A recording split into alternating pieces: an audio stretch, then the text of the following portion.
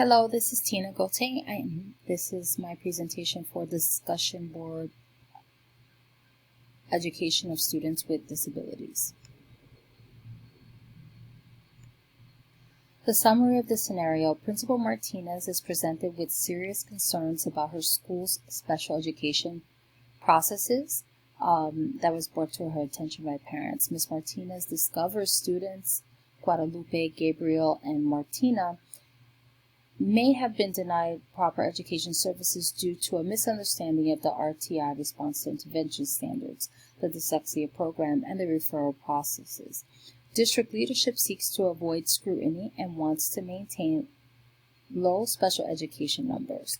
Principal Martinez is faced with an ethical dilemma between advocating for her students and complying with district directives, which can significantly impact the support the students receive and in her career. In this school, is the school breaking the law based on IDEA? According to the Individuals with Disabilities Act, the school is breaking the law if they knowingly and willfully fail to identify and evaluate students who may have disabilities. The Child Find mandate under IDEA requires school activities actively seek out students who may have disabilities to determine eligibility for special education services.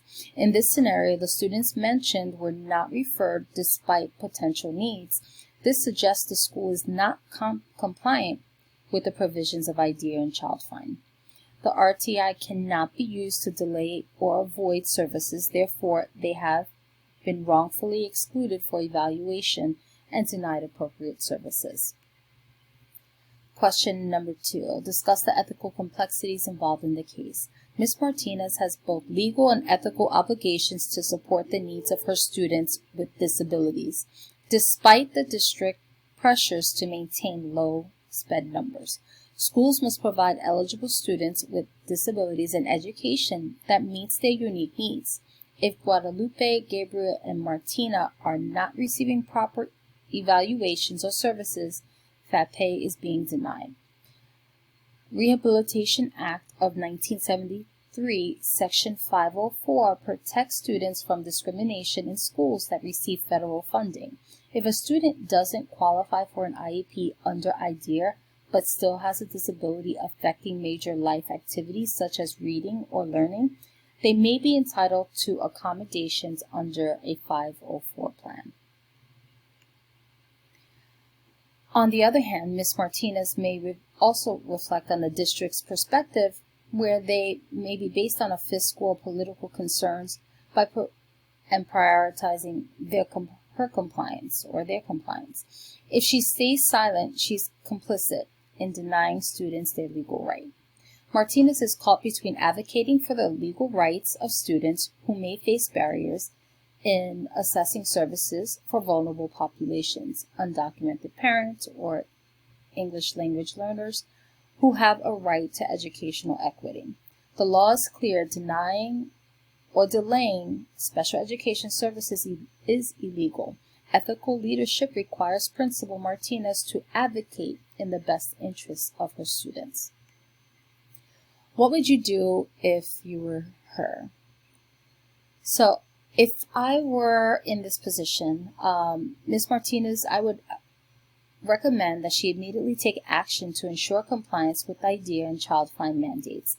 She should advocate for the needs of all students with a comprehensive review of special education practices in her school to identify potential violations. This includes auditing files, tracking referrals, evaluating their effectiveness of the RTI and dyslexia services. Professional development would be offered for teachers, implement a staff training on IDEA policies or processes and referrals and procedures.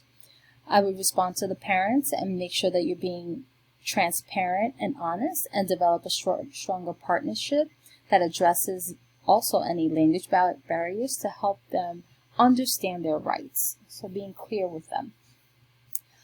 I would respond to the supervisors and ask for support and helping to advocate to change in what's going on at the schools and the misunderstandings. Give them the feedback to improve the identification rates, include a clear process for referring services, and ensure that we are compliant with the law. I would also share the findings, develop a system to monitor and ensure accountability and minimize future issues.